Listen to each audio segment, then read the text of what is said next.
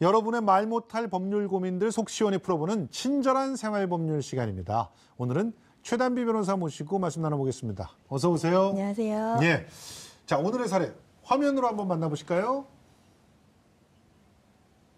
아우! 이게 뭐야? 눈이 더 짝짝이가 됐잖아요. 제가 보기엔 예쁘게 잘 됐는데요. 좌우로 천천히 다시 한번 보세요. 잘 되긴 뭐가 잘 돼요. 이 모습으로 어떻게 다녀. 책임져요. 예. 요즘 이제 그 겨울방학. 네, 맞습니다. 겨울방학은 성형외과의 성수기. 그럼요. 그렇잖아요. 네. 그런데 이렇게 결과에 만족 못해가지고 지금 그림에는 상당한 짝짝이로 그려놨는데 너무 짝짝이죠. 네. 그런데 어떤 분들은 또 자기 눈에는 짝짝이로 보이는데 네. 다른 사람은 아니라고 하는 그런 일도 있고 어쨌든 이 환자가 손해배상 청구하는 거 가능합니까? 이게 경우에 따라서 다릅니다. 네. 예를 들어서 수술 결과가 객관적으로 봐도 이상해요. 네. 아니면 의료적으로 과실이 있습니다. 네. 이런 경우에는 손해배상을 받을 수가 있어요. 네. 그런데 반면에 아까 말씀하신 것처럼 다른 사람이 보기에는 특별한 문제가 없는데 본인이 생각할 때에는 예를 들면 나는 수지코처럼 만들고 싶었어요. 근데 나는 내 코가 수지코처럼 예쁘지가 않은 거예요. 네. 이렇게 본인이 주관적으로 마음에 안 든다. 이러한 경우에는 손해배상을 받을 수가 없습니다. 예. 실제적인 판례가 있었는데 어떤 사람이 수술을 했어요. 근데 네. 성형수술을 하고 나서 본인의 얼굴이 지나치게 부자연스러워진 겁니다. 손해배상을 청구했는데요. 법원이 이 지나치게 부자연스러운 얼굴 같은 경우에는 의료 과실이다라고 해서 예. 수술비와 치료비 절반의 위자료까지 인정한 경우가 있었어요. 예. 근데 이 판례에서 우리가 주목해야 될 점은 환자의 주관적인 심미감, 즉 내 스스로 내 얼굴에 만족하는 정도까지로 의사가 해줘야 될 의무는 없다는 겁니다. 그렇죠. 그래서 의료 과실이 아닐 경우에는 손해배상을 청구할 수 없다. 이러한 판례가 있었습니다. 그러니까 남들이 누가 봐더라도 네. 저건 진짜 어떻게 저렇게 해놓을 수 있어? 그렇죠. 라고 하는 거는 이렇게 그 손해배상을 받을 수 있지만 네. 그냥 내가 보기에 마음에 안 들어요. 이건 안 된다. 내가 보기에 수치가 아니다. 예. 이런 경우에는 손해배상을 받을 알겠습니다. 수 없다는. 그런데 성형하다 보면 부작용 사례가 꽤 많잖아요. 굉장히 많습니다. 여기에 대해서 이제 통계가 있는데요. 예.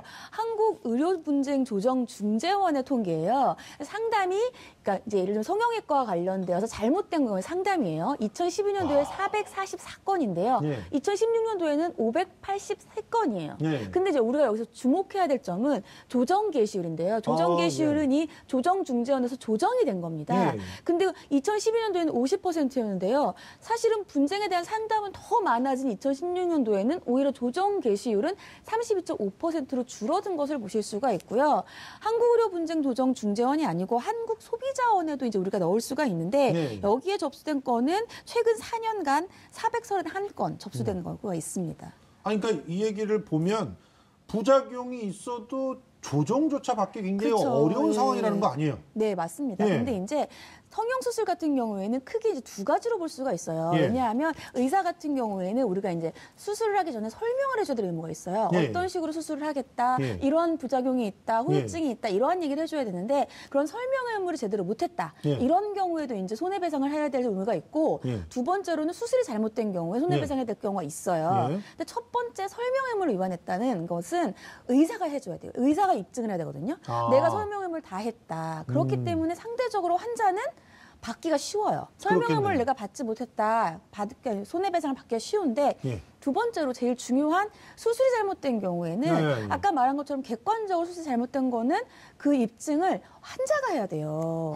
근데 사실은 이게 전문적인 분야이기 때문에 환자가 입증하기가 굉장히 어려운 분야가 있잖아요. 맞아요. 그래서 이제 일반적으로 입증을 하기 위해서는 이 병원 이외에 전문가인 다른 병원에서 소견서나 진단서를 받거나 아니면 수술 전후에 본인의 사진 같은 것들을 좀 입증 자료로서 활용할 수가 있습니다. 그런데 뭐 팔이 안으로 굽는다고 뭐 저 주변 병원의 의사들이 동료 의사를 하지 환자를 위해서 소견서 잘 안 써줄 것 그렇진 같은데. 않아요. 왜냐하면 진료 기록 같은 건 사본을 우리가 복사를 할 수 있는 권리가 있고 진료 기록. 최근에는 예. 의사이거나 간호사이면서 변호사로 활동하시는 분들이 많거든요. 그래서 그런 분들을 찾아가야 분들의 도움을 되겠군요. 받으실 수 있습니다. 예.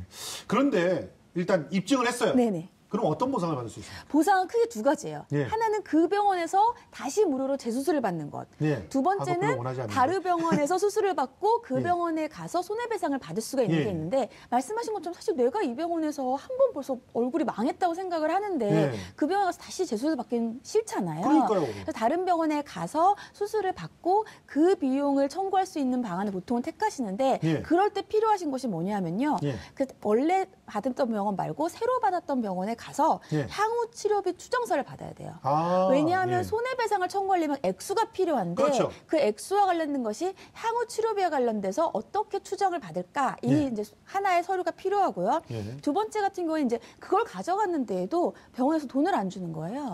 그럴 수가 그럴 있죠. 경우에는 이제 예. 한국소비자원에 가서 신청을 하면 되고요. 예. 이 신청에서 만약에 인정이 된다. 사실은 100% 인정은 어려워요. 왜냐하면 성형수술 같은 경우에는 본인의 주관적인 불만도 있기 때문에 예. 100%는 인정이 안 된다고 하더라도 수술비 거기에다가 위자료까지도 예. 받으실 수 있습니다. 알겠습니다.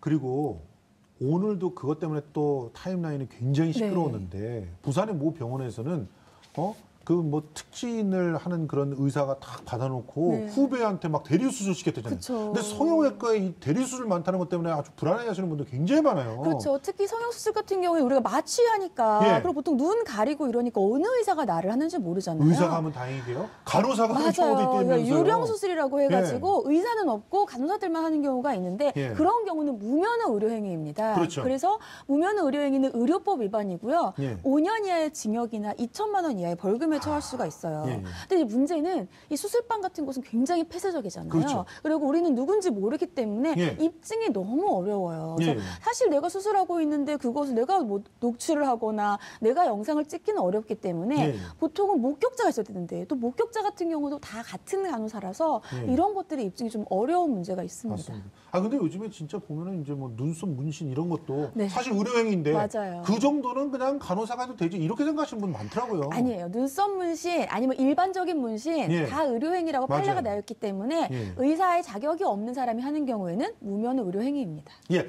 그런데 실제로 이 분쟁 사례들을 들여다보면은 수술 부작용 뭐 네. 이런 것보다도 계약금 때문에 분쟁이 벌어지는 경우가 많더라고요. 그래요. 수술을 하겠다 그래갖고 딱 가가지고 일단 돈을 내라 그래서 계약금을 냈는데 나중에 마음이 변해서 그쵸. 돌려주세요. 안 돌려주는 거예요. 안 돌려주는 경우들이 있어요. 예. 근데 그럼 여기에 대해서 어떠한 기준이 있느냐, 환불과 관련된 기준이 있느냐, 예. 소비자 분쟁 해결 기준이 있는데요. 예. 이제 환자 측 사정 먼저 보실게요. 수술 예정일 하루 전까지 취소를 하면 계약금 우리가 이제 내는 돈 있잖아요. 예. 보통 수술비 한 10%를 내는데 예. 그 계약금을 환불받을 수가 있어요. 아. 날짜에 따라 다른데 수술 예정일 3일 전까지면 10% 공제 후 환불한 얘기는요. 예. 계약금 낸 거에 90% 받을 수 있다는 얘기예요. 그렇죠.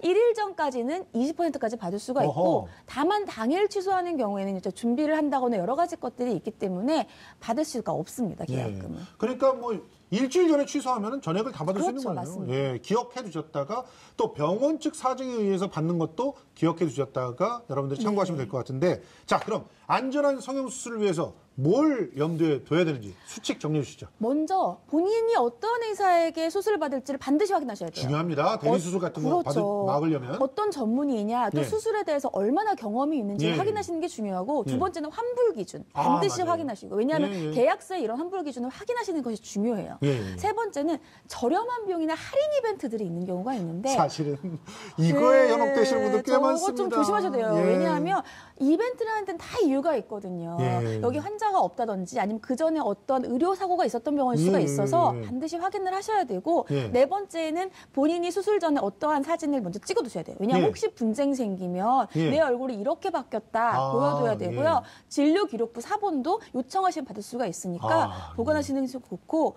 혹시 피해가 발생했다. 난 어디 가서 도움을 청하지? 예. 라고 생각을 하신다면 한국소비자원이나 의료분쟁조정중재원에 도움을 요청하실 수가 있습니다. 아니 그런데 사실은 요즘에 상담 실장 이런 네. 분들이 사실은 먼저 상담을 하잖아요. 그럴 때 좀 말씀하신 그 고지 의무 이런 걸 갖다 위반할 경우가 많은데 뭐 얘기를 녹취해 둔다거나 이런 건 필요 없나요? 사실은 상담실장이 그냥 상담을 해줘 거기서 계약하는 것도 위법이에요. 많아요. 위법이군요. 네, 왜냐하면 근데 진짜 많아요. 의사가 먼저 상담실장이 상담을 하고 그다음에 의사 선생님이 상담하는 건 괜찮아요. 예. 그런데 의사 선생님을 보지 않고 상담실장이랑만 상담을 하고 바로 수술 들어간다. 그거는 의사가 설명 의무를 해주지 않은 거잖아요. 그렇죠. 상담실장님은 전문가가 아니기 때문에 후유증이라든지 수술 방법을 정확하게 고지할 수가 없어요. 예. 그렇기 때문에 반드시 의사 선생님과 상담을 요청을 하시고요. 예. 그럴 경우도 사실은 녹취 같은 것도 중요하지만 아니면 보통 계약서라든지 계약서. 아하. 아니면 선생님한테 설명을 해달라고 하면서 종이 쪽지 같은 거 설명을 아하. 해주시는 거를 예. 갖고 있는 것들이 굉장히 유용합니다. 알겠습니다.